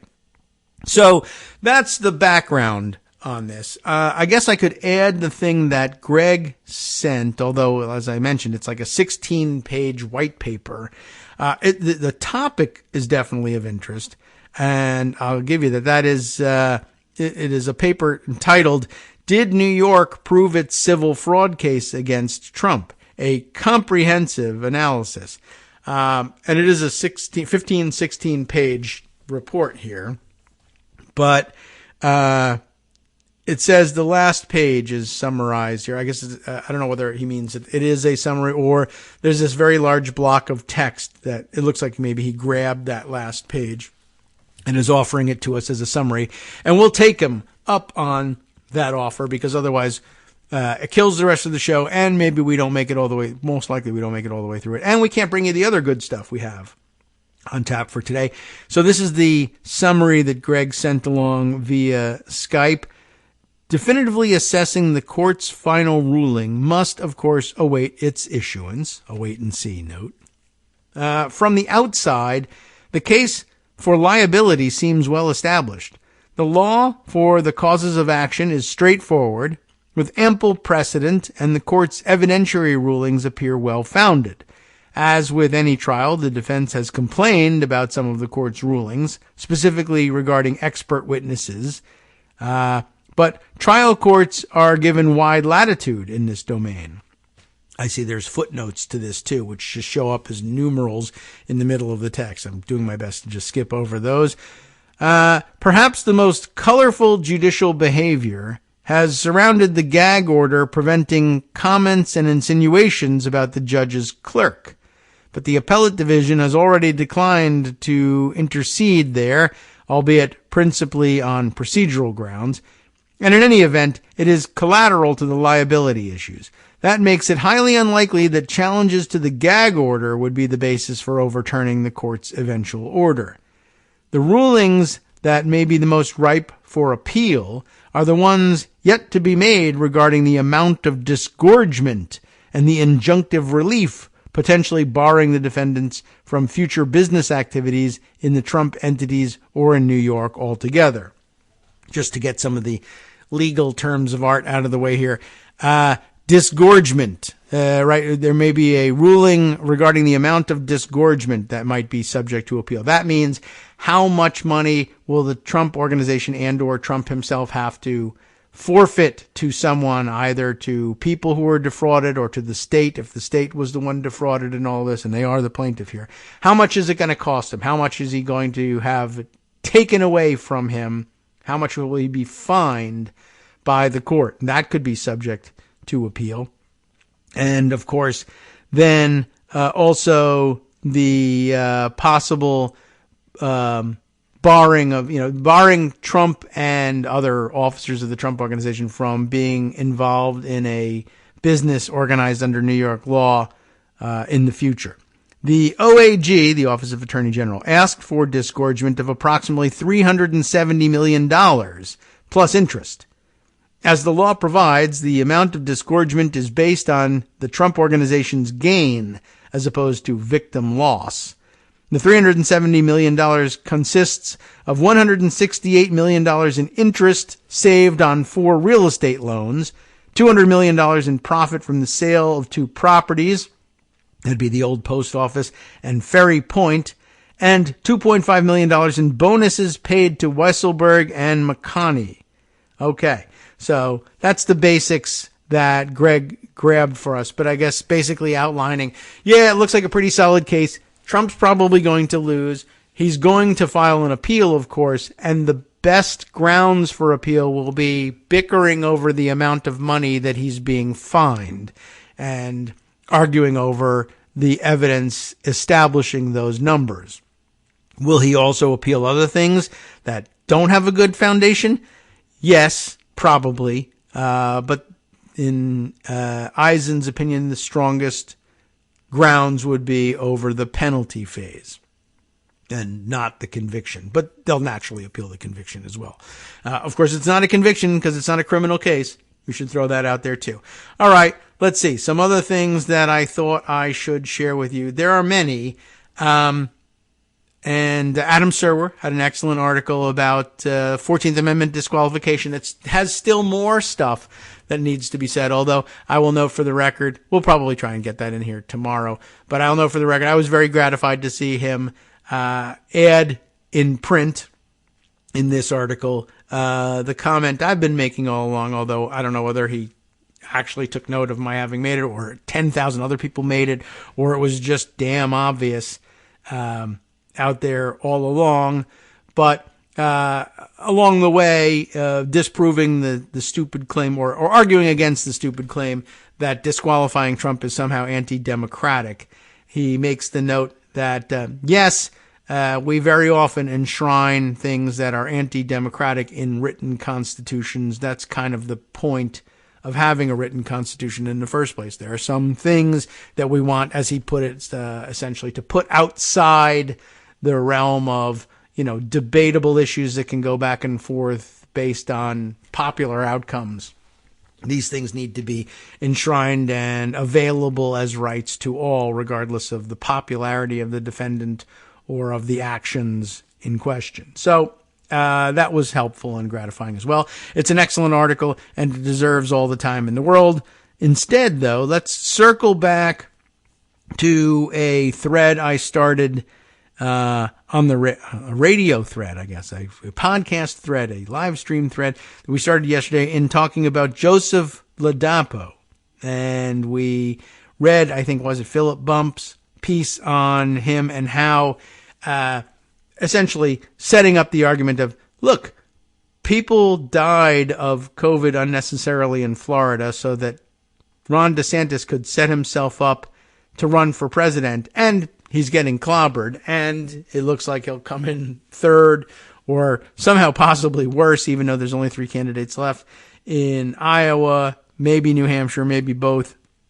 It's just, it would be an outrage even if he wasn't running for president, but the fact that he's doing so and failing spectacularly and decided to sacrifice the lives of Floridians in order to make it look like he could do this thing is just that much more annoying. Okay, let's see. I think there were 2 articles that I had about that topic, but this one is definitely on point. It's from the Los Angeles Times, and I think I've got it open already. It's a column in the New York Times. It's a Michael Hildzik column in the Los Angeles Times. And here we go. Column, this is it. I don't know why they put that in the headline, but I guess reminding you that it's not hard news reporting. Meet the most dangerous quack in America. Holy moly. That's Joseph Ladapo. It used to be fairly easy, he begins, to dismiss Florida's Surgeon General, Dr. Joseph A. Ladapo, as a clownish anti-vaccine quack posing a danger mostly to residents of his home state. That has become harder as time goes on, as Ladapo has moved from promoting useless treatments for COVID-19, such as the drugs hydroxychloroquine and ivermectin, to waging an ever-expanding fact-free campaign against the leading COVID vaccines. That is dangerous. It has nationwide implications. We started this thread a couple of days ago, maybe a week or so ago, when we were reading the news that one study had tried to put a number of deaths on the improper promotion of hydroxychloroquine as treatment. And that leads us here. This month, Ladapo established a new low for himself in a public advisory issued Wednesday by the Florida Department of Health. He declared the vaccines, quote, not appropriate for use in human beings, unquote, and counseled doctors to steer patients to other treatments, like the ones that are killing people. He explicitly called for a, quote, halt in the use of COVID-19 mRNA vaccines. For several reasons, this advisory ranks as the single most dangerous statement by a government health agency since the start of the pandemic, if not for all time. First and foremost, it's based on a claim in a paper co-authored by known anti-vaccine activists that was almost instantaneously debunked upon its publication in October. Then, there's the public health context. As COVID infections have been surging coast to coast, advisories from public health authorities make to resume masking and to take other protective measures, such as making sure you're up to date on vaccinations, are almost invisible. Even more worrisome, the incidence of other vaccine-preventable diseases may be rising. As many as 9 cases of measles have been, in fact, reported in Philadelphia, some associated with an infection started at a daycare center with a family that violated quarantine rules. Among the victims, according to the Philadelphia Inquirer, are an infant who was too young to get vaccinated, an unvaccinated older child, and the older child's unvaccinated parent. Even so, you might be looking at, well, that's your own fault. Well, what about the kid who wasn't even old enough to have gotten his vaccination yet? 9 cases may not sound like a lot. 41 were reported nationwide in 2023, but they could be a harbinger of worse to come in clusters in which anti-vaccine propaganda has taken hold. Finally, one must consider the source. Despite his state post and a tenured position as a professor of medicine at the University of Florida, great job, courtesy, of course, of his patron, Ron DeSantis, the extremist anti-vaccine Republican governor, Ladapo has zero credibility within the medical establishment. Taking medical advice from Ladapo makes about as much sense as taking investment advice from Sam Bankman-Fried or your view of academic integrity from Christopher Rufo. Ladapo has become a card-carrying member of the anti-vaccine mafia. Just before Christmas, he appeared on a podcast hosted by anti-vax agitator Del Bigtree, I don't think I know this person, who stirs up his audiences with hysterical rants against vaccines and who was recently appointed communications director for the presidential campaign of notorious anti-vax figure Robert F. Kennedy Jr. Last January, a faculty committee at the University of Florida Medical School found that Ladapo engaged in, quote, careless, irregular, and contentious research practices that may have violated university rules. Oh, how come he's not being forced to resign?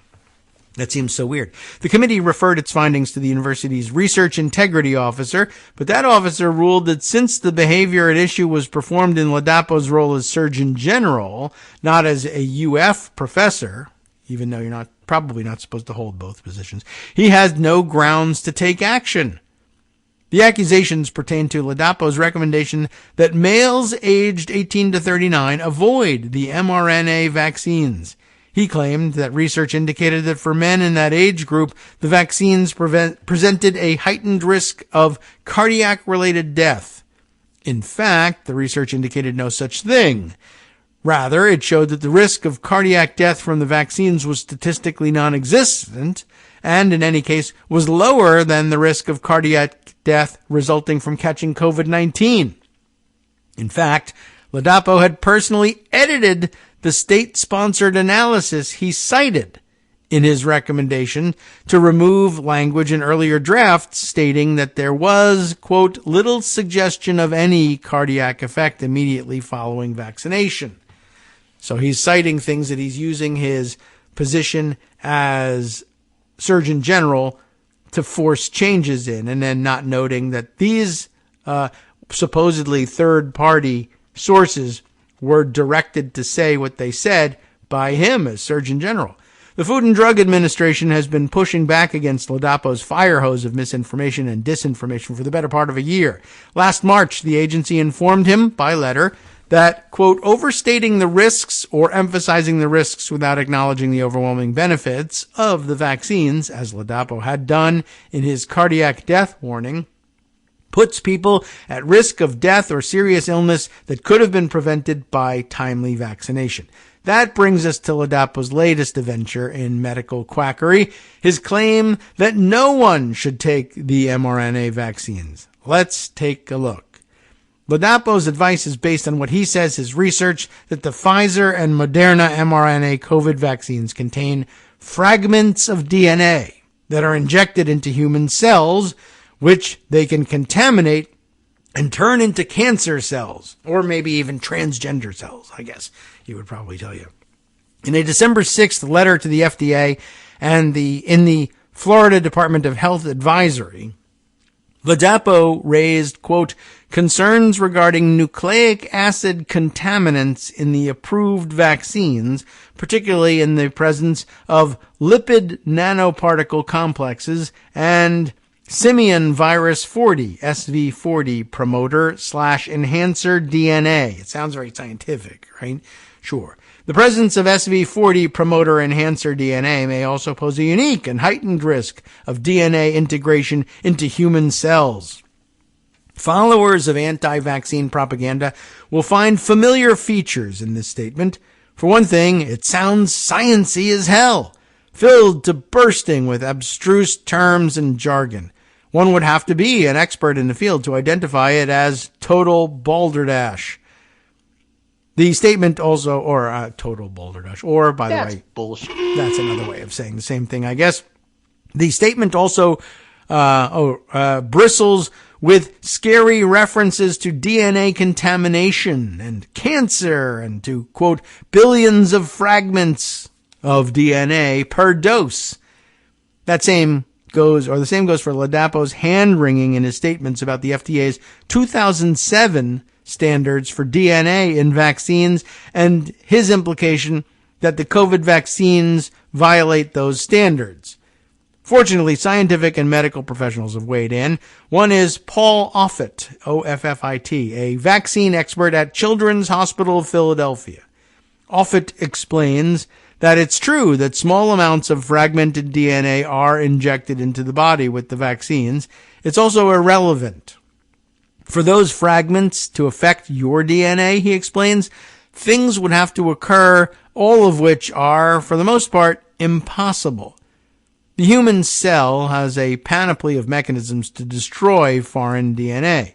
Even if the fragments manage to penetrate the cell nucleus, which can't happen, they would have to cut up the existing DNA, which would require a mechanism the fragments don't have.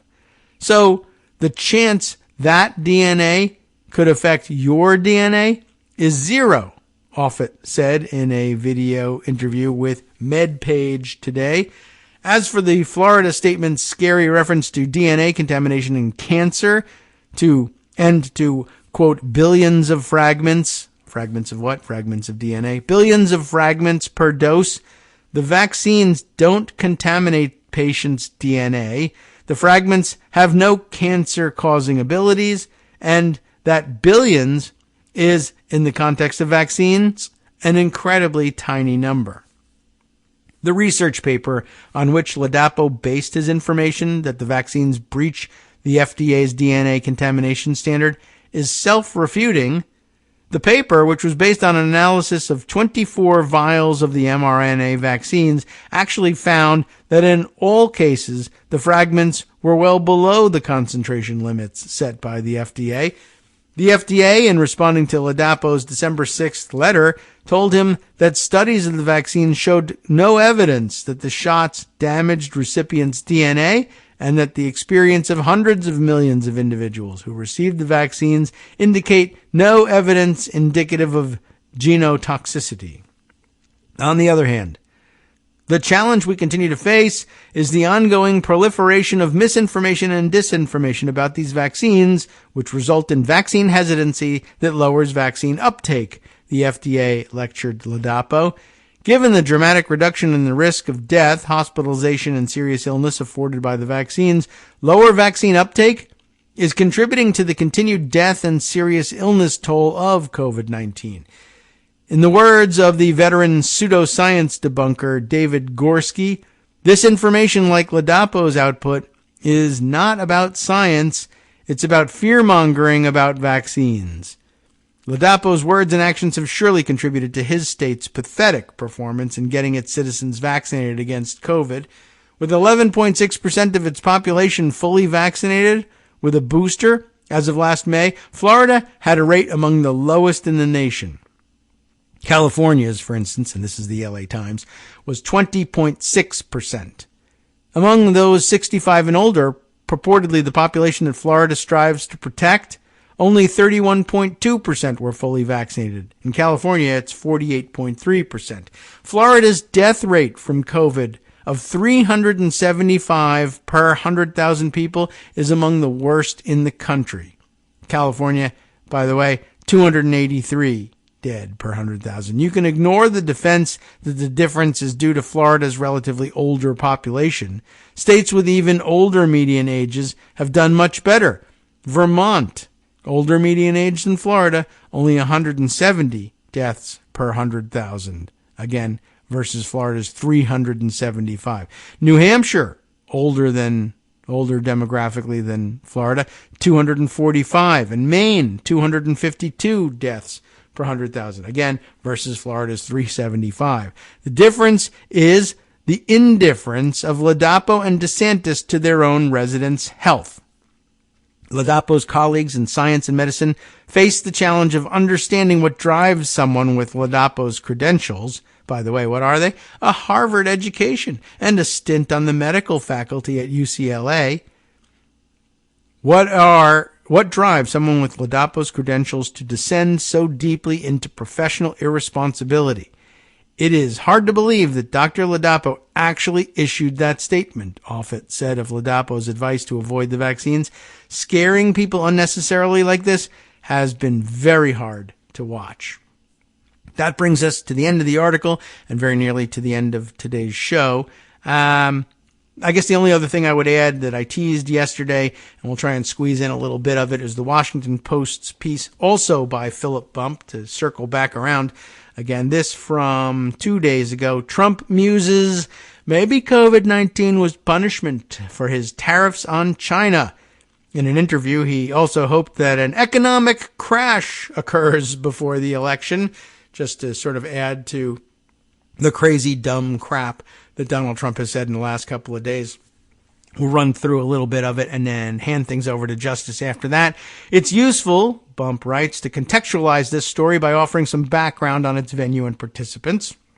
Former President Donald Trump, the subject of an interview that aired on Monday evening, needs no context. His interviewer, Lou Dobbs, a fixture in conservative media for decades until his Fox Business show was dumped by the channel after he was targeted in a defamation case focused on claims he'd made about the 2020 presidential election. Dobbs was foaming about the central elements of Trumpian politics even before Trump arrived on the scene. He's been a devoted supporter of Trump ever since. In 2022, a Rolling Stone report indicated that Trump might consider Dobbs for a cabinet post should he win re-election this year. Since Dobbs was fired by Fox, you might be wondering where the interview was hosted. The answer is that Dobbs' show was resurrected for Lindell TV, which you have only heard of if you are a deeply dedicated student of the American fringe. It is, as you might expect, a product of pillow salesman turned Trump-promoting conspiracy theorist Mike Lindell, a sort of YouTube for the tinfoil hat set. So Lindell, whose identity is now enveloped in his support for Trump, hired Dobbs, pretty much the same, to interview Trump, the leading candidate for the Republican presidential nomination. Far from resulting in a bland exchange of pleasantries, though, the format allowed Trump to let his guard down to whatever extent it's ever up. He approached it as he would a rally speech, offering expected, worn, smooth rhetoric that he's presented many times before. Trump is in his Vegas residency era, mostly playing his popular hits for the crowd. But feeding off Dobbs' support, he couldn't help taking things just a bit further, meaning that he ended up making news when he probably didn't intend to. One example went viral soon after the interview began. And, all right, time for us to get the hell out of here. But we'll give you that example over the music while we excuse ourselves and let justice in the door. The quote here is, "We have an economy that's so fragile, and the only reason it's running now is it's running off the fumes of what we did. With the Trump administration, it's just running off fumes," Trump said. "And when there's a crash, I hope it's going to be during the next 12 months, because I don't want to be Herbert Hoover." Okay, sure. History will probably suggest that he's more like Woodrow Wilson, but that's another story. Oh, really? I think he'll take that as a compliment. Obviously, blithely suggesting that a crash is coming and he hopes it happens under his likely opponent in November is not the sort of American boosterism we tend to expect from presidential candidates, but it's not new for Trump, certainly, whose politics are based on presenting as bleak a picture of a non-Trump-led America as he can. And he's said similar things in the past. "You'll end up winning, okay, but we're going to blame them," stuff like that. 2 years later, he would claim, of course, that he prevented the crash that he suggested would come. Anyway, Trump also said something else that received less attention. "I took in hundreds of billions of dollars from China." What? Why did he say that? He told Dobbs, referring to the tariffs he imposed on Chinese imports. "No president ever took in 10 cents. It was a one-way deal. And I changed things around a lot." And then he goes on again to say, as we heard in the headline, that he thinks maybe China was taking its revenge by introducing COVID-19 to us. Kagro in the morning with David Waldman. Wow. Well, of course, that's the gist of things. We don't have time to get you down to the quotes about it, but I'll give you the link and you can read it. And in the meantime, Justice Putnam will give you a number of other stories that you could and should be following, as he is today on the West Coast Cookbook and Speakeasy coming up next. Let's see. Well, got no time left. Gonna hand it right over. See you tomorrow.